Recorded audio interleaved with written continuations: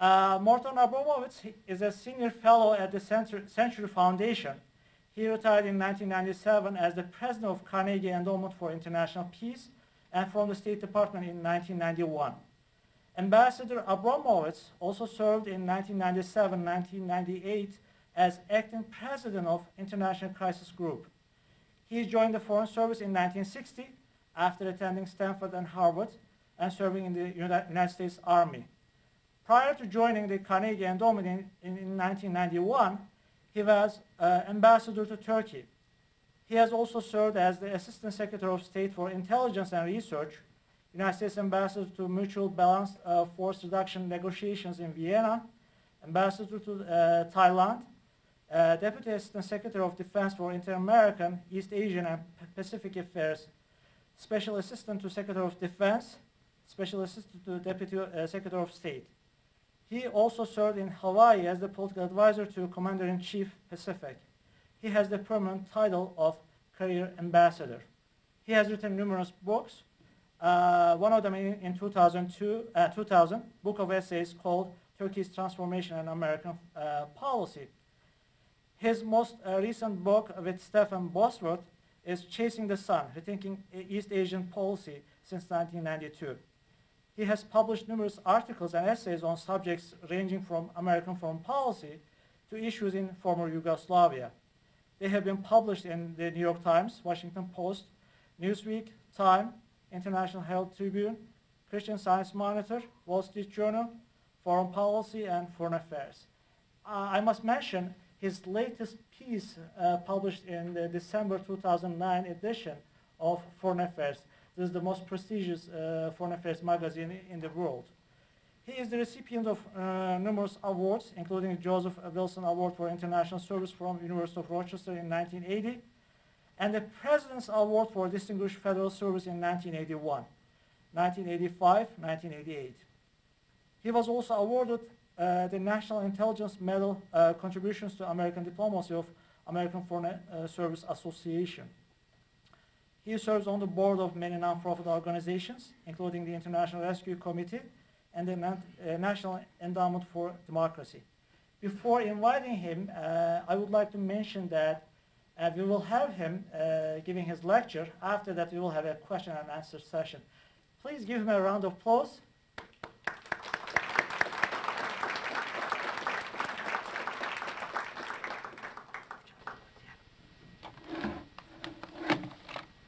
Thank you, Mr. Apajan, for that very nice and very detailed introduction. You reminded me of things I'd totally forgotten. I also want to thank Professor Woodall for co-hosting this occasion. For me, it's very nice to be in the Sam Nunn Center because I had the opportunity to work a little with him over the years, and I have to tell you, I regret he's chasing nukes instead of being in the Senate. Ooh, damn.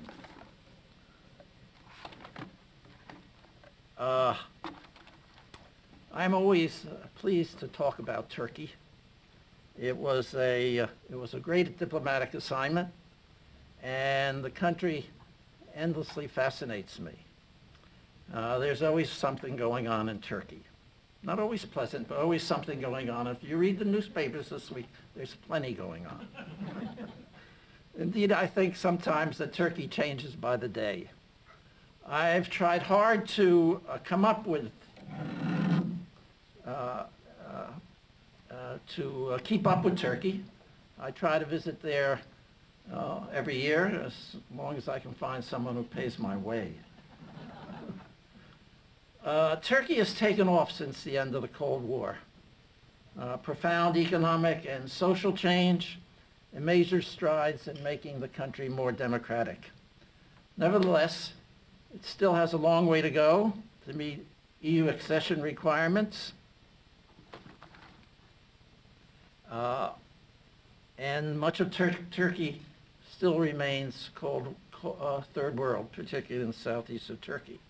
Nevertheless, I've always believed, however simplistic, that as long as Turkey grows 5 to 6% a year, which it did for 5 years in the past decade, it will get into the EU and by the end of this decade. Unfortunately, given Europe's reticence and Turkey's development, I think many Turks are increasingly wondering whether they really want to join the EU. The country is far more vibrant and open, and public discussion is light years ahead of the time that I was in Ankara 20 years ago. Some subjects, such as the question of Armenian genocide in World War I and the Kurdish and the state of the Kurds, remain touchy issues, but they are openly discussed now. And in the case of Turkey's Kurds, there's real consideration of policy changes.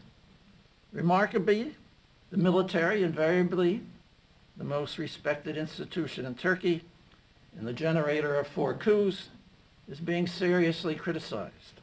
And many retired officers this past year have been arrested or questioned over plotting against the government. A small newspaper, Taraf, which most people have never heard of, most people in the United States, many have heard of it in Turkey, repeatedly publishes the military's intimate secrets and gets away with it. Its editors would have been in prison for life a decade ago. Indeed, this week, very important week, has produced very great internal tensions in Turkey. The government seems to be pushing the military up against the wall by arresting some retired most senior commanders. This is a unique situation, and there are all sorts of rumors, like the top brass resigning en masse. I am actually getting a few frantic calls from Turkey, from friends who declare themselves frightened. Maintaining a serious military regime, a military institution, may be in trouble, may be in question.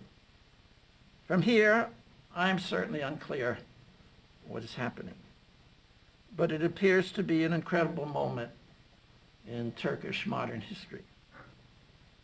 I woke up this morning, this is maybe a little too much inside baseball. I woke up this morning beginning to think that Mr. Erdogan, who was a very incredible public figure, is using this occasion very gutsily to call for early elections, using the military as a referendum. And what's happened in Turkey on him, they are a majority party, and he hopes perhaps to maintain his majority this way rather than to wait for elections in 2012. That's a guess, I don't know, but that's the way it seems to be going. In talking about Turkey today, I will do it by responding to some current American discussion of Turkey and our bilateral relations, and I will give you my take on that discussion. Even though Turkey is a longtime ally, there is a growing perception, particularly among our conservative cognoscenti, that domestically, the Justice and Development Party, which I will refer to as AKP, that government is out to destroy the power of the military and make Turkey not an Islamic state, but a more conservative, religious-oriented state with much greater public manifestations of Islam. Some of these Americans also fear more extreme internal religious developments and a very authoritarian government emerging if the military is completely defanged as the guardian of Turkish secularism. I can imagine what they are saying today with events in Turkey. Many holding this view believe that on foreign policy, the AK Party is detaching Turkey from its Western moorings and focusing more on ties to the Islamic Middle East, and Russia, and showing less interest in joining the EU and maintaining close relations to the United States.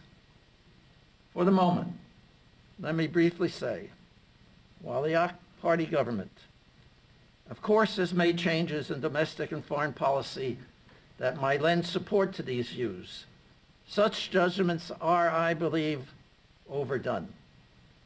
Although I confess the latest developments give me a little more pause. I will focus on foreign policy, but let me just make a few comments first on the domestic discussion. The rise of the AKP, that party, is due to the failure of Turkey's mainstream parties and more fundamentally to Turkey's structural changes, the vast growth of the economy, and enlarged non-Istanbul entrepreneurship, and the vast movement of poorer, more devout people from the countryside to the city. The AKP, which arose out of an older fundamentalist party, has given voice to these demographic elements that rarely had one, and in so doing has done much to make Turkey an open, more vibrant, and democratic country. Their ongoing effort against their main political enemy, not the opposition parties, but the military, that effort has severely polarized the country, particularly those who believe that the army is essential to preserving Turkey's traditional secularism and providing balance to a conflicted society. The events this week will certainly deepen that polarization. Nevertheless, AK Party has gone far because it is a majority party. It is intent on making Turkey a greater economic and political player in the world.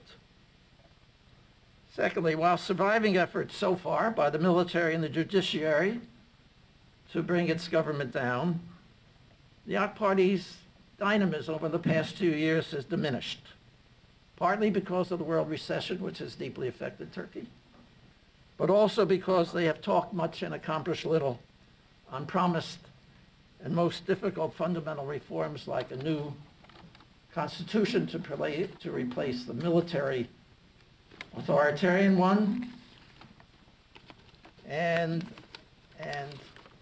by reducing its pressure, by reducing its efforts to produce serious measures to help better resolve the Kurdish issue in Turkey.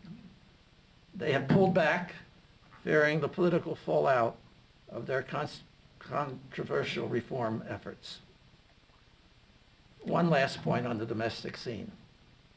Life changes. It's one thing I've learned. It changes quickly. So do politics in Turkey. However ineffective Turkey's opposition parties have been.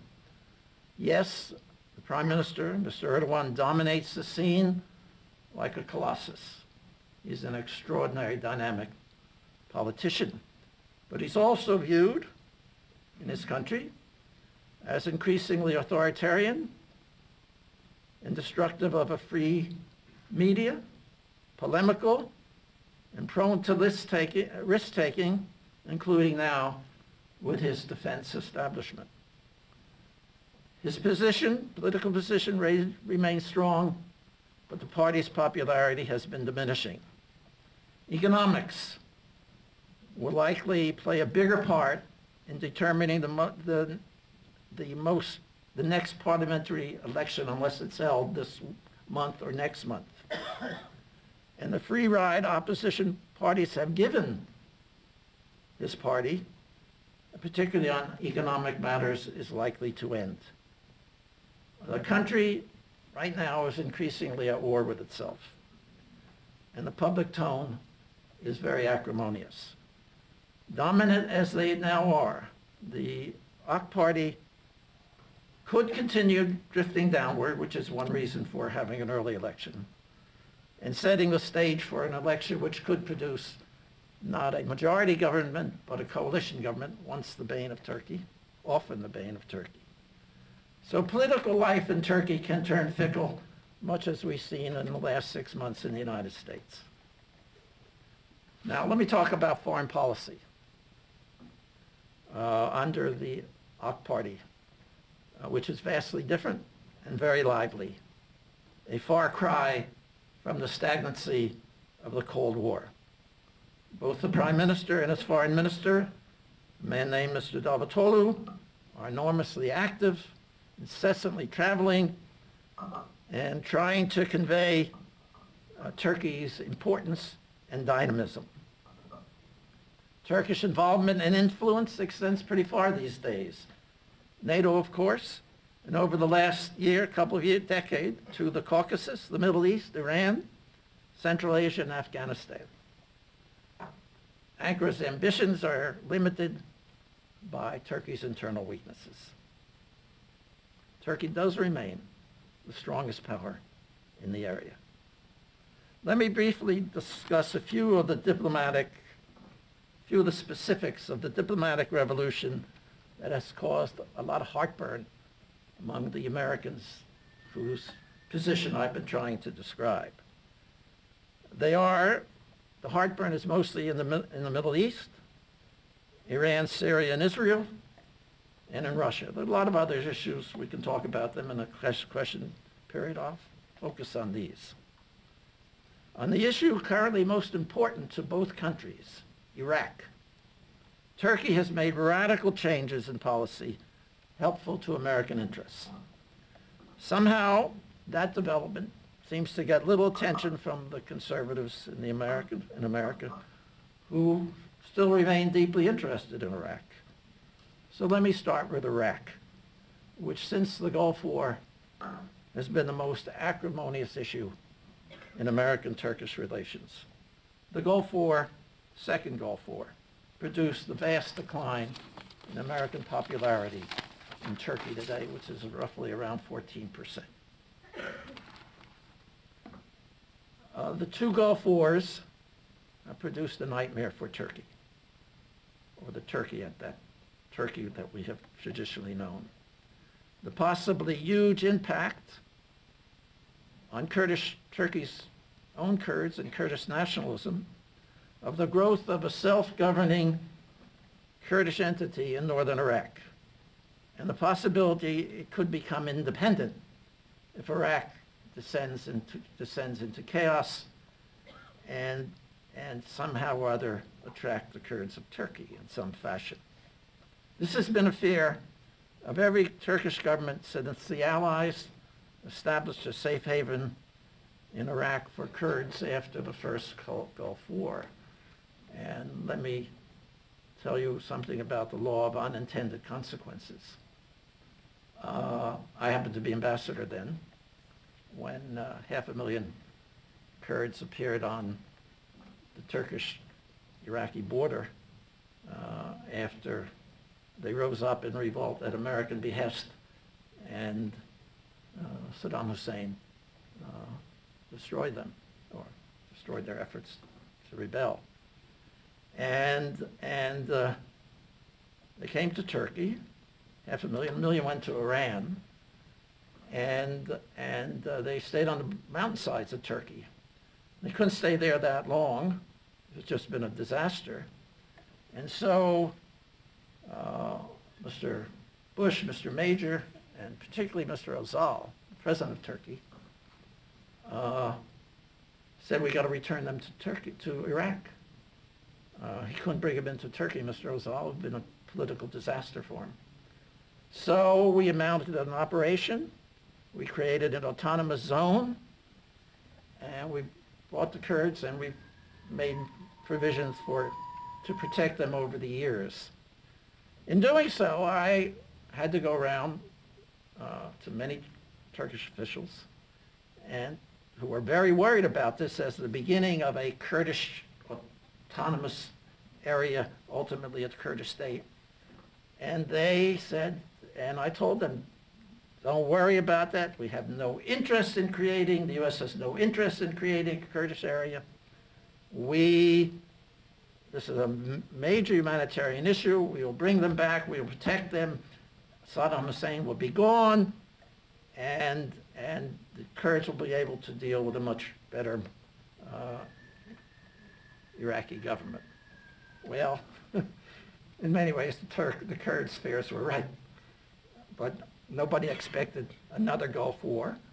Nobody expected what happened to Saddam Hussein that way. And nobody expected a virtually independent Kurdish state to emerge. And although I think the Kurds are now losing a little of their cachet in Turkey, I mean in Iraq, nevertheless, the presence of that autonomous Kurdish area has deeply worried every Turkish government since that war. And their fears came true, as I say, came to pass with Saddam's fall and the inability to create an effective central government. For 7 years, until about 2008, Turks made believe Iraqi Kurdistan did not exist, except for trade. But over the past year, they changed courses and developed a serious relationship with the Iraqi Kurds. To a great extent, that came from the realization that the Americans were leaving Iraq, and Turkey would be better served by a good relationship with the Kurds in helping preserve Iraq's unity. And Turkey now works very closely with the United States on trying to do that, to preserve Iraq's unity. It is Turkey's greater involvement in the rest of the Middle East that has caused the biggest unhappiness here, that is, among elements in the United States. Ankara has mounted a sustained and vigorous effort to improve relations with its neighbors, usually described as zero problems in our neighborhood. And importantly, to deepen ties, economic ties with all Arab countries. And that has been a particularly focused trade and finance investment, particularly a focus of Mr. Erdogan's personal efforts. They built on Turkey's Muslim character to help advance relations with once unfriendly Arab neighbors. Turkey has especially deepened relations with Assad Syria, including a free visa regime, and tried but failed to carry on indirect peace negotiations between Israel and Syria. The U.S., it might be noted, this past week, in a much similar and smaller vein, returned its ambassador to Syria after 5 years and eliminated some of the sanctions on Syria. Throughout the world, the Arab world, Turkish leaders have shown the flag, and they have tried very hard to get Arab investment. They are having some success in reversing Arabs' historical animosity to the Ottoman Turks. The most troublesome issue is Iran, as our skeptics point out. Turkey has a different perspective than the United States, and the administration has not discouraged it from pursuing it, although I think the administration is getting a little impatient. Turkey lives next to a powerful neighbor, a historical antagonist, and is deeply interested in trade and investment. Therefore interested in improving relations. Turkey certainly does not want Iran to acquire nuclear weapons, which would raise major security issues for them. However, in pursuing better relations, it has apparently accepted Iran's denial that it seeks a nuclear weapons capability, and even sort of out loud allowed for Iran to have such a weapon since Israel has them. Recently, top Turkish leaders have pursued a mediating role between Iran and the West, and have asserted that Iran really wants to resolve the nuclear issue peacefully. It is not clear that Turkey has a Security Council measure what they will do on when a vote for sanctions come up, my guess is they will abstain. In short, there'll be trouble in our relations probably on this issue. Iran is clearly a case of conflicting interests and different perceptions. I tend to believe, hopefully wrongly, but I tend to believe this, that Iran is using Turkey to muddy the waters and perpetuate negotiations. We will see. I hope I'm wrong. The issue has inflamed many conservatives and Turkey's strong supporters in the American Jewish community has been its handling of Israel. While Turkey was the first Muslim country to recognize Israel, relations were not close, and there has been little support of Israel in Turkey, public support, that is. In the 90s, Turkish-Israeli relations expanded in all fields: intelligence, defense, economics, tourism, and others, led in part by the military, whose major enemy in the area at that time were Syria and Iran. And so they saw an improvement in relations with Israel, economic, scientific, technical, and strategic benefits.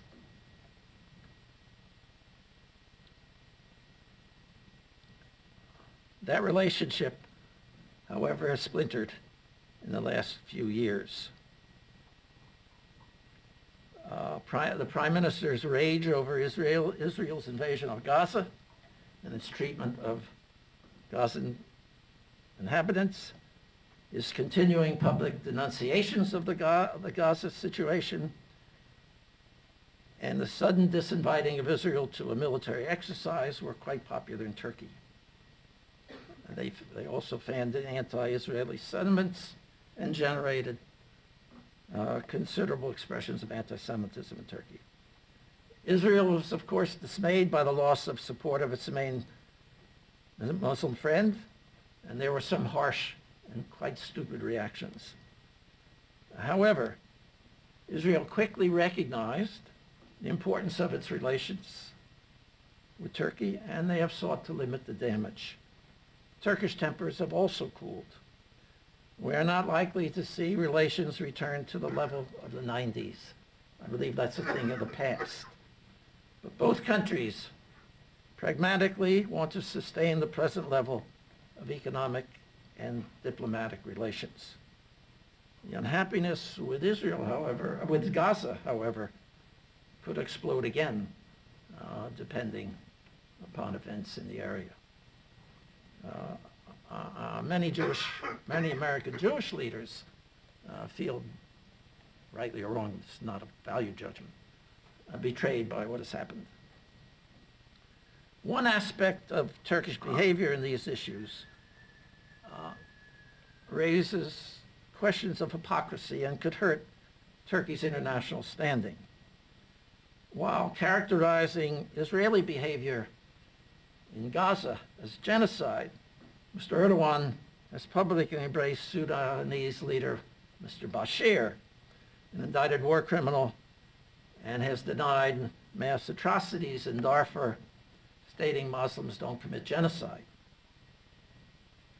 Nor has his quick embrace of the results of the Iranian election and his silence over the subsequent crackdown on the Iranian opposition won him admiration in some quarters in the West.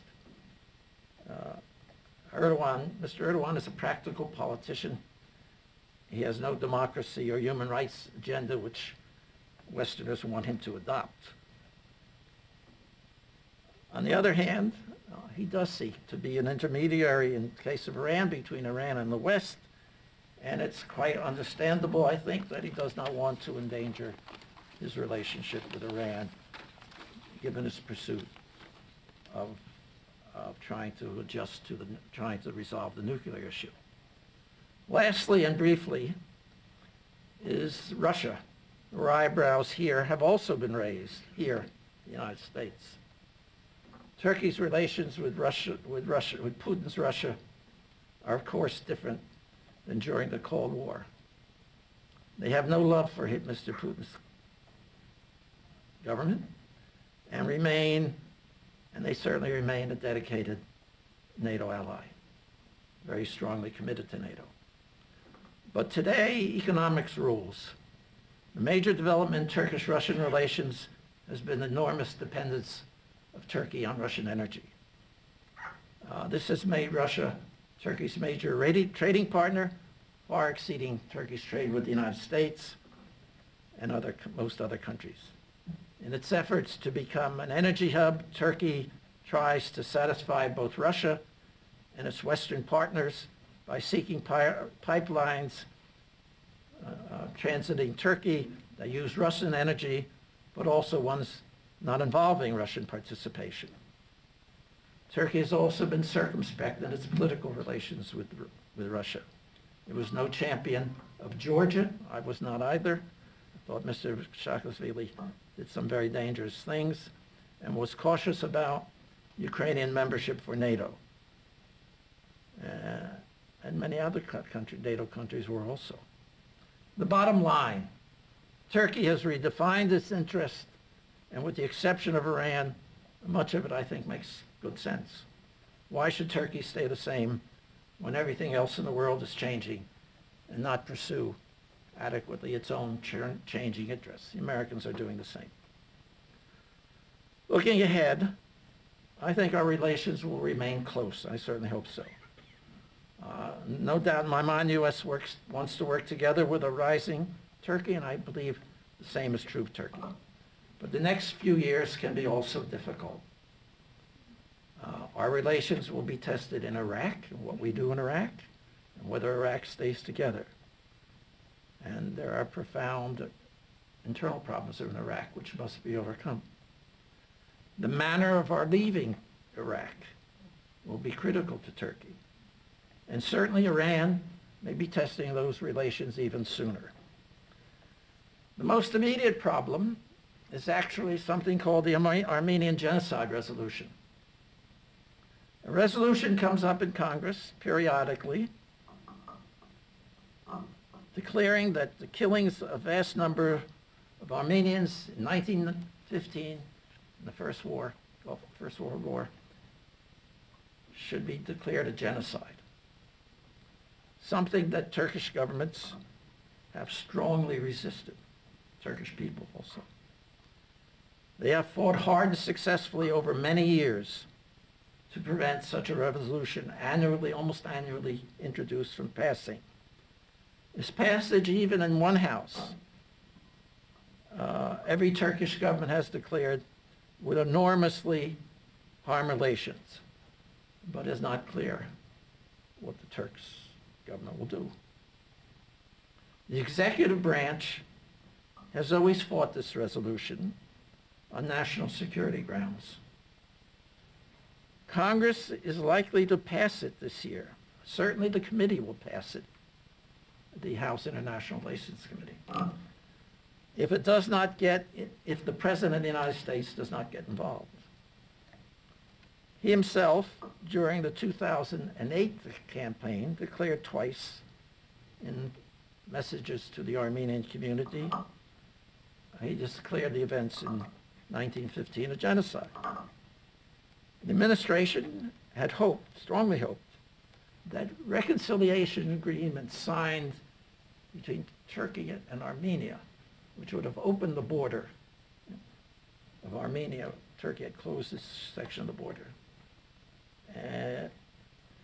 Would be politically sufficient to make opposition to render opposition to that resolution in the Congress. But that hope now appears dim in terms of these resolutions being ratified by the Turkish parliament. These agreements with the Armenians. And I'm frankly not sure what happens next. There will be a significant effort made to defeat the resolution, but as I say, it will depend upon what the executive branch does, Mr. Obama. Let me close this lengthy lecture with some personal reflections on our bilateral relations, my own reflections. Both countries' leadership incessantly talk of our close relationships, our common values, and our shared views. And they like to use the term strategic relationship to demonstrate the importance of our relations. Indeed, there is a lot of truth to that, despite such huge hiccups like what happened in Iraq. Turkey has been a real concern also of the executive branch, which has worked very hard to maintain strong ties with Turkey and certainly to facilitate Turkey's entrance into Europe. I think there's no doubt that Turkey also wants close relations. They are important politically, even if most Turks dislike the United States. A deterioration in relations with Washington would give any Turkish government domestic political headaches. The fact is that our relationship is close, but it's changing. The end of the Soviet Union has reduced Turkey's dependence on the United States for security and military ties. Iraq hardly constituted a Soviet threat. Turkey still relies on the United States for defense modernization, but it is broadening its source of arms. Nor does the present the American economic situation and the increasing effectiveness of our government, Washington, joking of course, doesn't inspire much respect. Turkey's increasing independence is reflected in the active diplomacy I've already described, where Turkey pursues its important interests, sometimes with political movements like Hamas in Syria that we don't like. The U.S. government has begun to recognize that change, notably with the arrival of the new foreign minister, Mr. Davutoglu, who I mentioned, and is adjusting to it. And there have been no serious divisions yet, although Iran is creeping close to it. Washington encourages Ankara in its activities where they believe are helpful, and they try to mitigate difference. The atmosphere has also changed for another reason, and that's the huge anti-Americanism in Turkey generated by the Second Gulf War. According to the polls, attitudes toward the United States, as I said, have been in the mid-teens, the lowest for any American ally in most other nations. Not even the end of the Bush administration or Mr. Obama's early visit to Turkey has changed that much. Public attitudes, however, do not necessarily override national interests. But bad public attitudes are not a good sustainable basis for positive relations.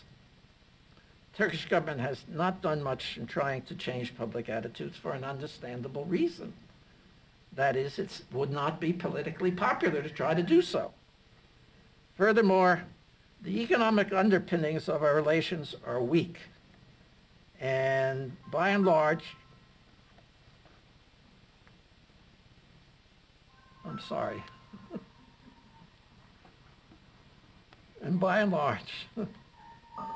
cannot be changed much by governments in private enterprise countries.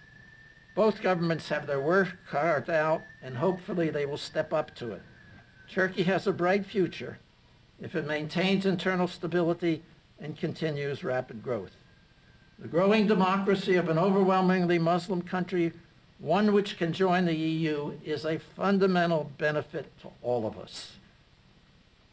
And, sorry, I got to turn this on.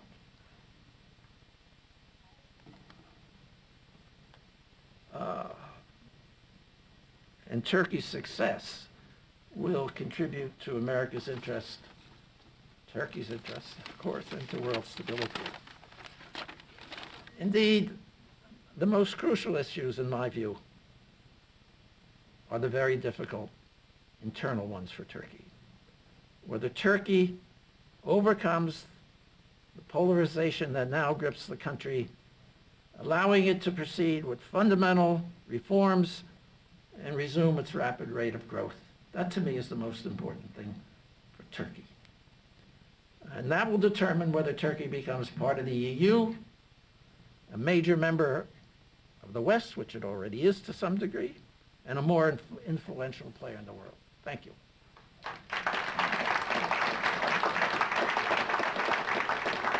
Thank you so much, Ambassador. Thank you, Ambassador. That was very, very interesting. This is Gail from Emory University. My question is, if the diplomatic relations get more strained between Israel and Turkey, where would the United States stand? In the middle, or take more the side of Israel, or work on the long-term future in the Middle East with Turkey? The United States will try to reduce the strains. No, obviously it's hard to answer that question in the generality. Of course, the United States has good relations with Turkey, is a very close, it's Israel's best ally, and that would be an extremely unfortunate situation. The Americans want to avoid that, but I can't answer that in the abstract. A lot depends on what the issue is. The United States certainly is eager to maintain strong relations with both countries. The United States is eager to see Turkish-Israeli relations stabilized. So, next question. Sir.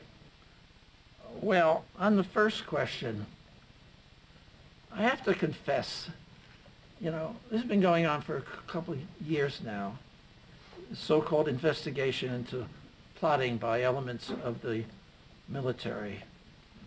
I have not gone over it in detail. I'm frequently myself mystified by what's going on. And that's not a cop-out, that's a genuine,